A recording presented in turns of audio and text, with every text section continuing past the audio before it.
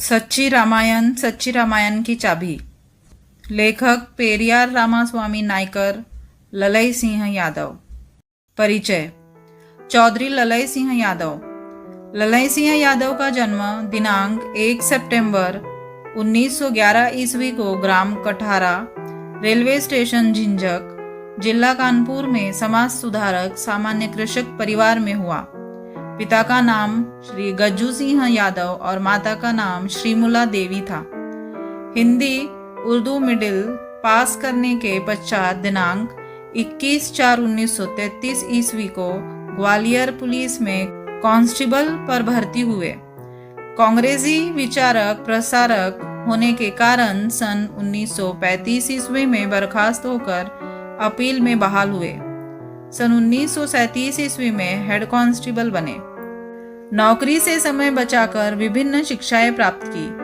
सन 1946 ईस्वी में non gazetted मुलाजिमान पुलिस एंड आर्मी संघ ग्वालियर कायम करके उसके अध्यक्ष चुने गए। सोल्जर ऑफ द वार के ढंग पर हिंदी में सिपाही की तबाही किताब लिखी, जिसने मुलाजिमान को क्रांति के पथ पर विशेष अग्रसर किया। दिनांक 29/3/1947 ईस्वी को ग्वालियर स्टेटस स्वतंत्रता संग्राम के सिलसिले में पुलिस व आर्मी में हड़ताल कराने के आरोप धारा 131 भारतीय दंड विधान सैनिक विद्रोह के अंतर्गत साथियों सहित राजबंदी बने।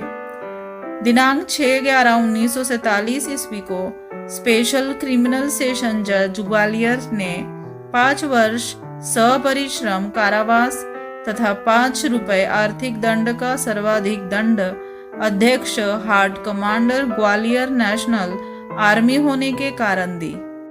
दिनांक 12 जनवरी 1948 ईस्वी को सिविल साथियों सहित बंधन मुक्त हुए। जिन सैनिकों को सैनिक न्यायालय द्वारा सजा मिली थी, उन्हें संपूर्ण सजा भुगतनी पड़ी।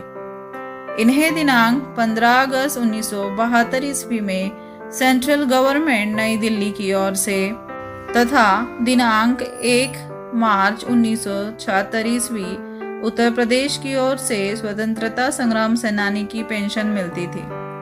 सन 1962 ईस्वी में रिपब्लिकन पार्टी राजनीतिक दल के पार्लियामेंट्री बोर्ड उत्तर प्रदेश के मंत्री चुने गए। दिनांक 23/4/1967 ईस्वी को भूख हड़ताली उर्दू गुहाफिज दस्ता उत्तर प्रदेश का सफल नेतृत्व करते हुए संसद भवन नई दिल्ली के सामने भूख हड़ताल की। माननीय जाकिर हुसैन राष्ट्रपति को ज्ञापन दिया। इनका कहना है कि अंधविश्वास, कूपमंडूकता व मूढ़ता सबसे बड़ी बीमारी है। जिन पुजारी, पंडा, मौलवी, मुल्ला, पादरी तथा पूंजीपतियों को इसके द्वारा शोषण की चाट लगी है, वे इस बीमारी को समाप्त नहीं होने देते हैं। अतः जिन्हें यह बीमारी है, वे स्वतः इससे मुक्ति ज्ञान विज्ञान द्वारा प्राप्त करें। गौतम बुद्ध के उपदेश की आप अपना दीपक स्वयं बने के अनुसार मनुष्य अपनी फिजूल खर्ची और बुरे व्यसनों को रोक कर जो काम वह आसानी से कर सकता है, करने में सहपरिवार जुट जावे। धीरे धीरे अधिक आमदनी वाले पेशे को अपनावे। सन 1931 ईस्वी में विवाह हुआ। सन 1925 ईस्वी में माताश्री, सन 1939 ईस्वी में पत्नी श्री, सन 1946 में 11 वर्षीय पुत्री थी। सन 1953 ईस्वी में पिताश्री क्रमशः 4 महाभूतों में विलीन हो गए। पिताश्री के इकलौते पुत्र थे, निसंतान थे और अंतिम समय में झिंझक में रहते थे। माननीय ललई सिंह यादव जी ने यादव समुदाय में बौद्ध धर्म को फैलाने की भरसक प्रयास किए। उनकी मदद से यादव समुदाय के काफी लोग बुद्धिस्ट भी बने थे। आज उनके इस महान प्रयास को यादव समुदाय में फैलाने की अति आवश्यकता है, ताकि यादव समुदाय इस महान सपूत को हमेशा याद करता रहे। दिनांक 15/5/1913 ईस्वी अमर विशारद। प्रथम आवृत्ति पर ललई सिंह यादव के 2 शब्द। राम और रामायण के सभी पात्रों को यदि भगवान का अवतार या देवी शक्ति वाला मान लिया जाए, तब तो किसी विषय पर बुद्धिगम्य तर्क करते हिंदू हिंदू न रहकर विधर्मी कहा जाएगा। बुद्धि युक्त सच्ची मानवता खतरे में पड़ जाएगी। अतः उन्हें केवल मानव मात्र समझकर उनके चरित्रों का विवेचन किया जाकर सच्ची रामायण की शंकाओं का समाधान किया जाता है।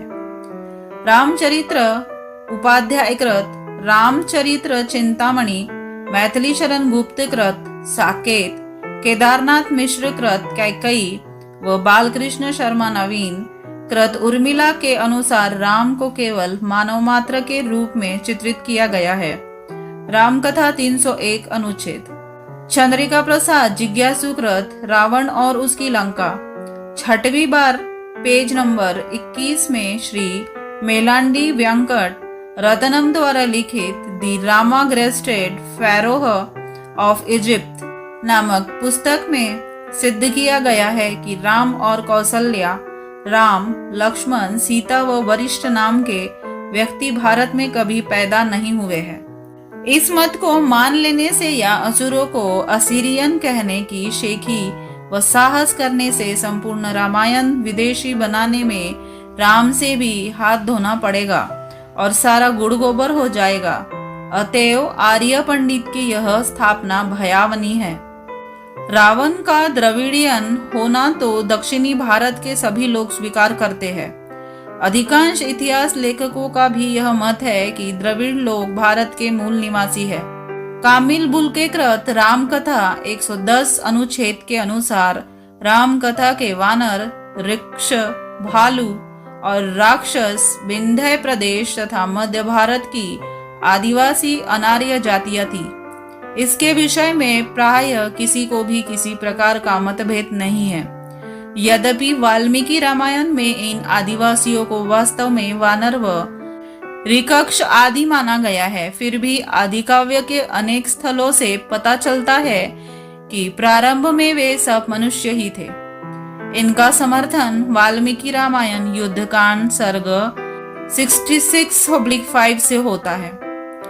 कुंभकर्ण के युद्ध के समय युवराज अंगद से नल, नील, गवाक्ष और कुमुद से कहा कि हे वीरों, तुम लोग श्रेष्ठ कुल में उत्पन्न हुए हो।